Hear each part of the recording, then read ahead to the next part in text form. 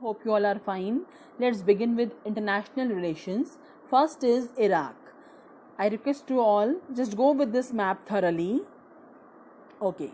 Iraq is bordered by Turkey to the north, Iran to the east, Kuwait to the southeast, Saudi Arabia to the south, Jordan to the southwest, and Syria to the west.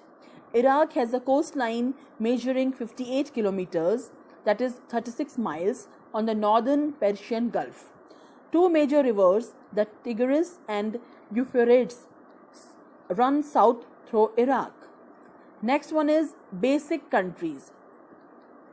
Okay. The basic countries, also basic countries or basic, are a block of four large newly industrialized countries, that is Brazil, South Africa, India and China, formed an agreement on 28 November 2009. Basic countries broadly have common position on reducing greenhouse gas emissions and raising the massive funds that are needed to fight climate change. Basic countries are commitment to the successful implementation of the United Nations Framework Convention on Climate Change, UNFCCC, its Kyoto Protocol and its Paris Agreement, in accordance with the principles of equity and common but differentiated responsibilities and respective capabilities, that is CBDRRC, in the light of different national circumstances. Brazil, South Africa, India and China put together has 1/3 of the world's geographical area and nearly 40% of the world's population. Next one is Reunion Island. I request you all just go with this map thoroughly. Wires in news, India and France have conducted joint patrols from the Reunion Island for the first time. This is different from annual Indo-French military joint exercise, that is Shakti. Reunion Island is a remote Indian Ocean island located between Madagascar and Mauritius, right? It is an overseas region of France. The island capital is Saint Denis, which is home to 1/5 of the population, right? The island is home to one of the world's most active volcanoes, the Piton de la Fournaise, which is also a World Heritage Site. Next one is Kurzara Beat Scheme. Wires in news, the German cabinet is planning to extend the benefit of short-time work allowance, that is Kurzarbeit scheme, by the first half of April through legislation. Kurzarbeit is Germany's existing scheme that provides for partial compensation for workers' earnings in such situations, and now modified to account for the current crisis. Kurzarbeit is German for short work. Okay, the policy provides for a short-time work allowance called Kurzarbeitgeld, which partially compensates for lost earnings during uncertain economic situations. The policy was rolled out during the 2008 economic crisis, while its origin dates back as far as the early 20th century, before and after World War I. When companies faces a loss of earnings due to unforeseen economic situations, they often need to cut back on their working hours or send some of their employees home.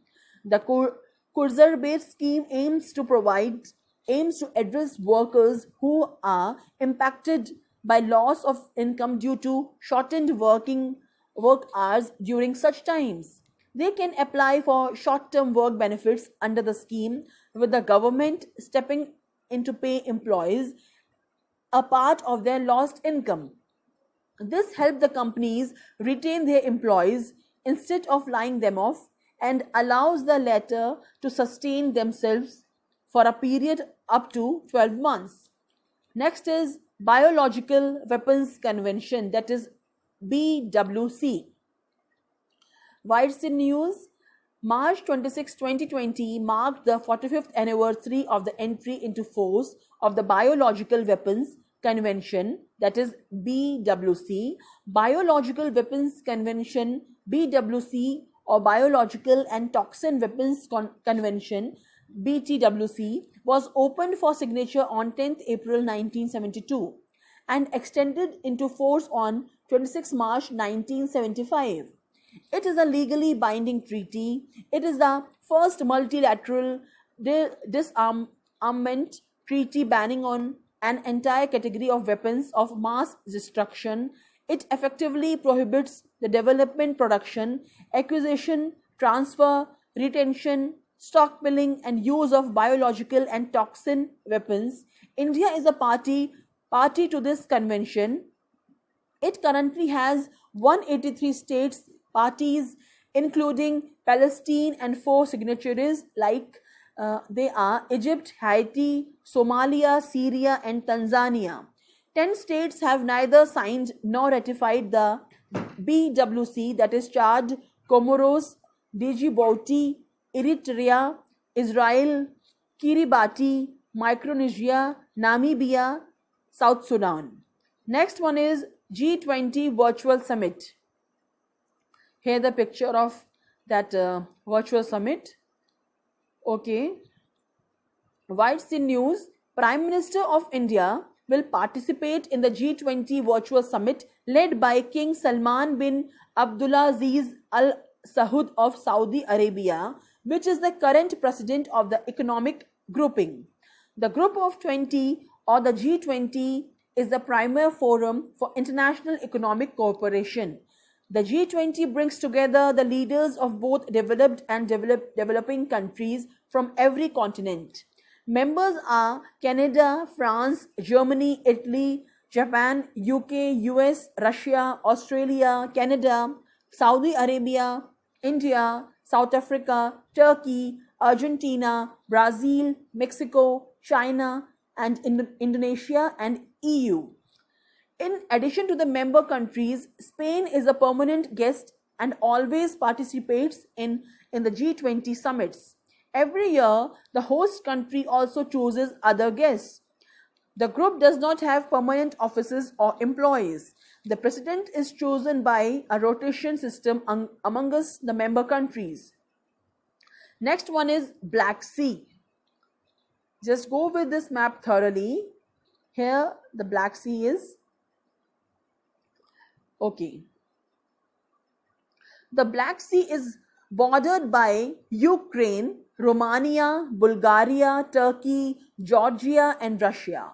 The Black Sea drains into the Mediterranean Sea via the Aegean Sea and various straits and is navigable to the Atlantic Ocean.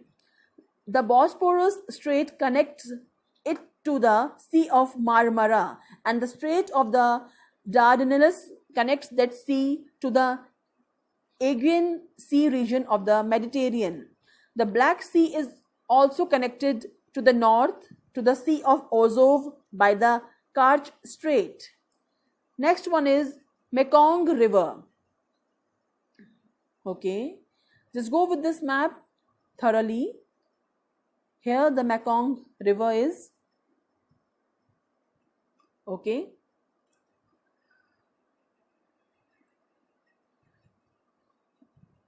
Next one is Kra Canal. Here the picture of that Kra Canal.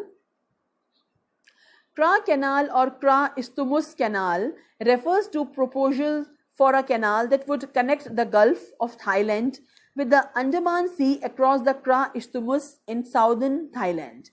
It is envisaged that such a canal would improve transportation in the region, similar to the Panama Canal and Suez Canal.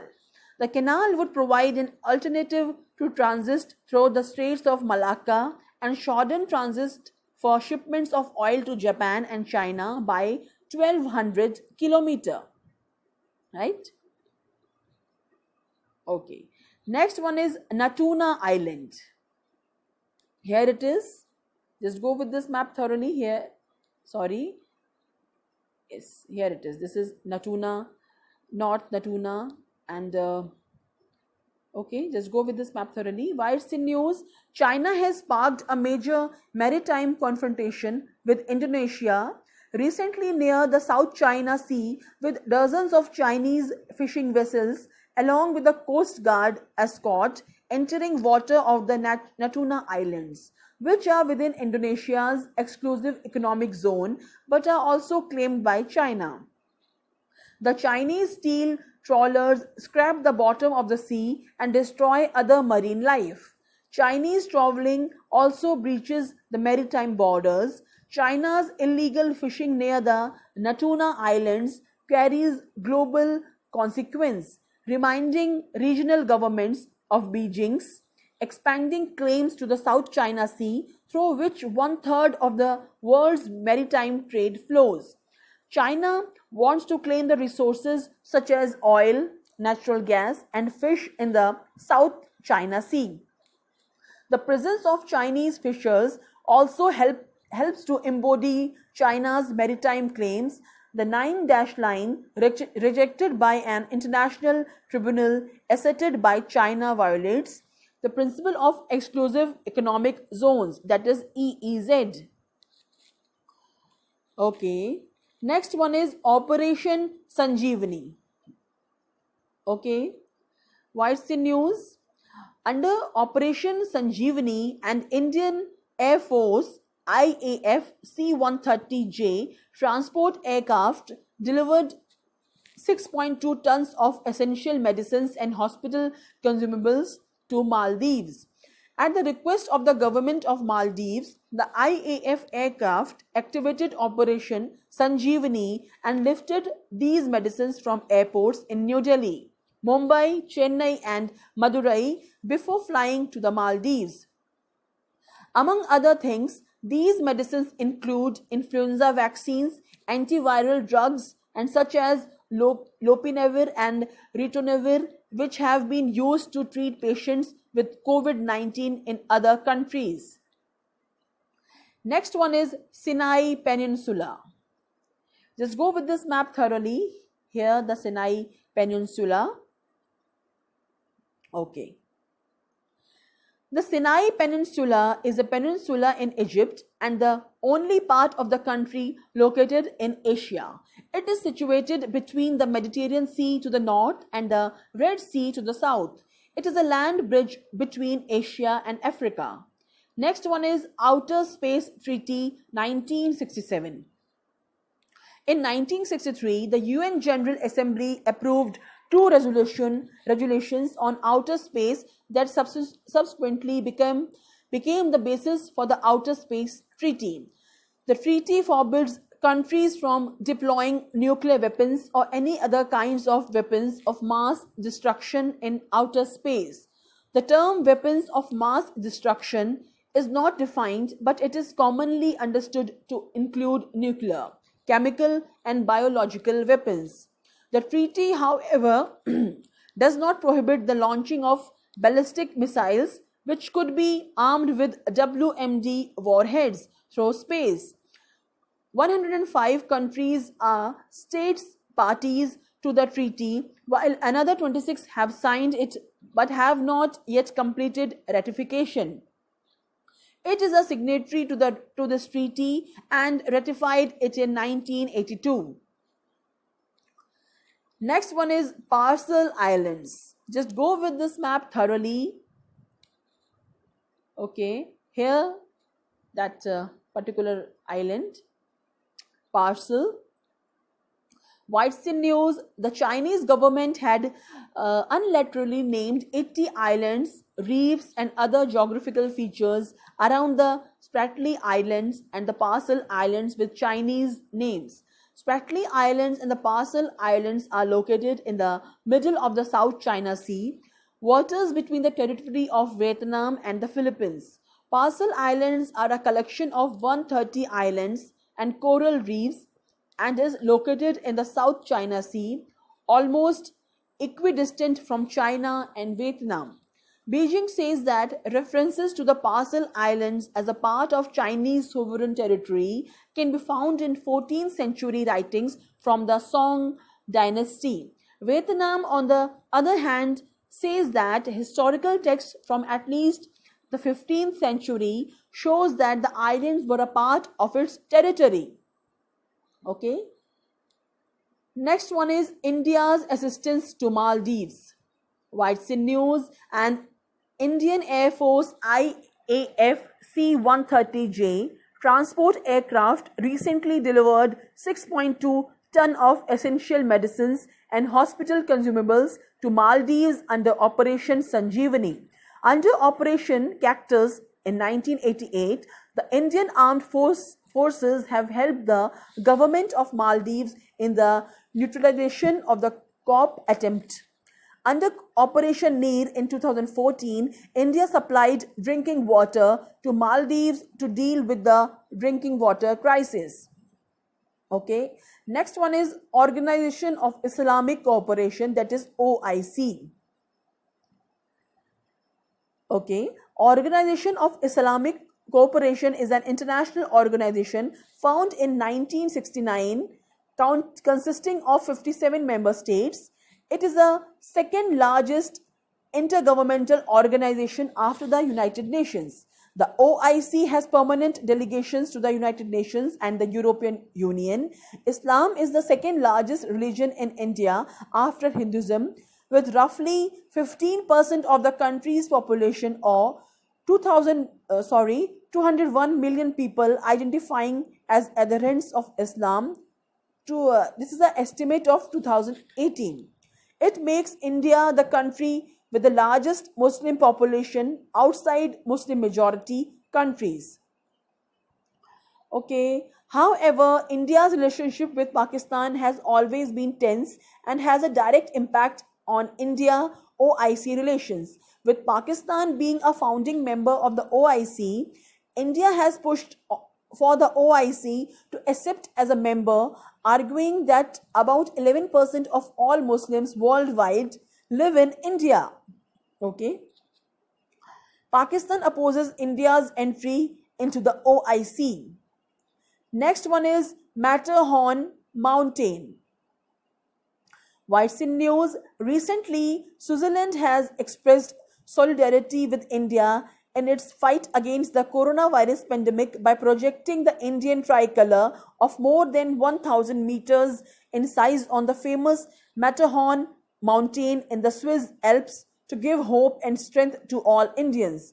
It is one of the best known mountains, whose summit is 14,692 feet, is around 4,478 meters, located in the Alps, straddling the frontier between Switzerland and Italy. Next one is Operation Samudra Sethu. Just go with this map thoroughly. Okay. Right. Whites in news. Indian Navy has launched Operation Samudra Sethu, meaning sea bridge, as a part of national effort to repatriate Indian citizens from overseas. Indian naval ships Jal Shava and Magar were sent to the port of Mail, Republic of Maldives, to commence evacuation operations as part of Phase 1. The government has been closely monitoring the situation with respect to effect of COVID-19 pandemic on our citizens abroad. The evacuated personnel would be provided the basic amenities and medical facilities during the sea passage. The evacuated personnel will be disembarked at Kochi, Kerala, and entrusted to the care of state authorities. This operation is being progressed in close coordination with Ministries of Defence, External Affairs, Home Affairs, Health and various other agencies of the Government of India and state government. Right? Okay.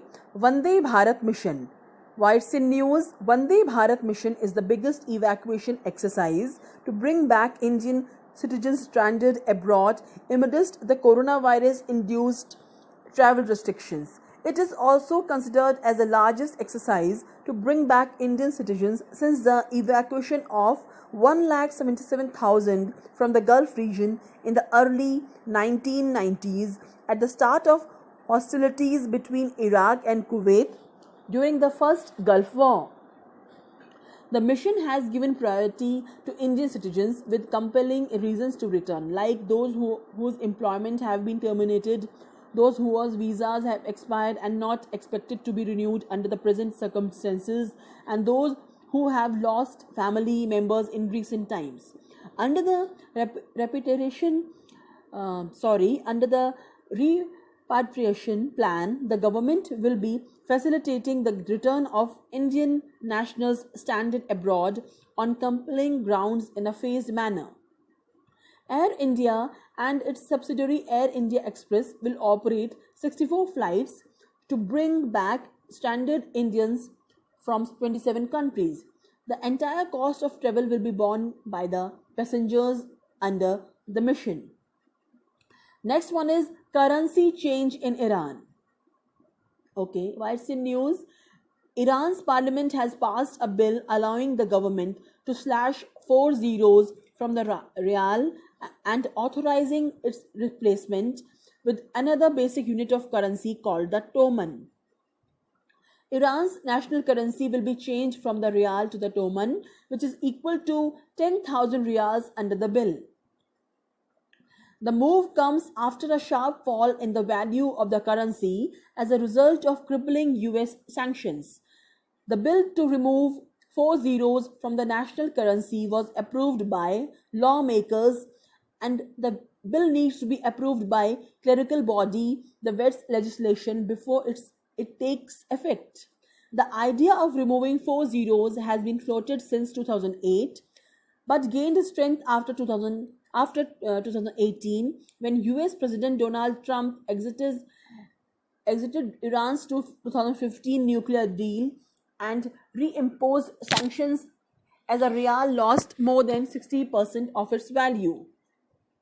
Iran's weak currency and high inflation have led to sporadic street protests since late 2017. Next one is Mission Sagar. Just go with this map thoroughly. Okay, why it's in news? India has sent Indian naval ship INS Kesari carrying food items and medical assistance teams to countries in the southern Indian Ocean to deal with COVID-19 pandemic as part of a Mission Sagar initiative. The countries including Maldives, Mauritius, Madagascar, Comoros and Seychelles had requested India for assistance in dealing with the COVID-19 pandemic. Mauritius, Madagascar, Comoros and Seychelles along with La Reunion are part of Indian Ocean Commission. India has recently become an observer to the commission. This is the first time that a single assistance mission is covering all island countries of the West Indian Ocean in one go except Sri Lanka. The assistance is in line with India's role as the first responder in the Indian Ocean region. The deployment is also in consensus with the Prime Minister's vision of security and growth for all in the region Sagar. Next one is Non-Aligned Movement NAM Summit. White's in news. PM Modi has for the first time addressed the Non-Aligned Movement NAM Summit since assuming office in 2014. In the domain of foreign policy, the meeting assumes great significance given the fact that Indian Prime Minister has skipped the last two NAM summits at Venezuela in 2016 and Azerbaijan in 2019. It is one of the founding members of the Non-Aligned Movement NAM, which was established in 1961 with 29 members. The Conference of Heads of State or Government of the non-aligned countries, often referred to as Non-Aligned Movement Summit, is the main meeting within the movement and are held every few years. No specific time interval between two summits, right? India had participated in both the summits held in 2017 and 2019 with delegations headed by the Vice President Mr. Hamid Ansari and Venkaiah Naidu. Next one is Sahel region. Just go with this map quickly.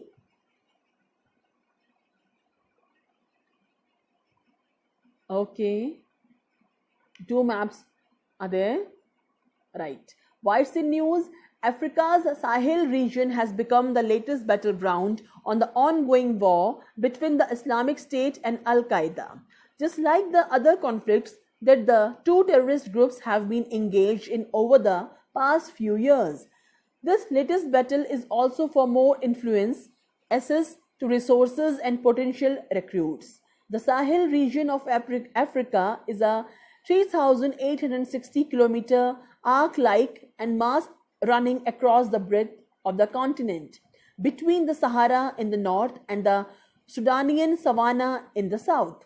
A largely semi arid belt of barren, sandy, and rock strewn land, the Sahel marks a physical and cultural transition between the continents, more fertile tropical regions to the south and its desert in the north. Geographic definitions of the Sahel region vary. Commonly, the Sahel stretches from Senegal on the Atlantic coast through parts of Mauritania, Mali, Burkina Faso, Niger, Nigeria, Chad, and Sudan to Eritrea on the Red Sea coast. Culturally and historically, the Sahel region lies between the Middle East and Sub-Saharan Africa. This means it is the site of interaction between Arabic, Islamic, and nomadic cultures from the north and indigenous and traditional cultures from the south. Next one is New Strategic Arms Reduction Treaty, New START. What's in news? The Trump administration has been worried that extending New START would negatively impact an arms deal with China and Russia. The United States is concerned that China's nuclear stockpile could be doubled if the New START treaty continued as is without including China. The New Strategic Arms Reduction Treaty, New START, pact limits the number of deployed nuclear warheads, missiles, and bombers and is due to expire in 2021 unless renewed. The treaty limits the US and Russia to a maximum of 1,550 deployed nuclear warheads and 700 deployed missiles and bombers, well below Cold War caps. It was signed in 2010 by former US President Barack Obama and then Russian President Dmitry Medvedev. Right? It is one of the key controls on superpower deployment of nuclear weapons. If it falls, it will be the second nuclear weapons treaty to collapse under the leadership of US President Donald Trump. In February 2019, US withdrew from the 1987 Intermediate Range Nuclear Forces Treaty INF, accusing Moscow of violating the agreement. Next one is the Grand Renaissance Dam hydropower project.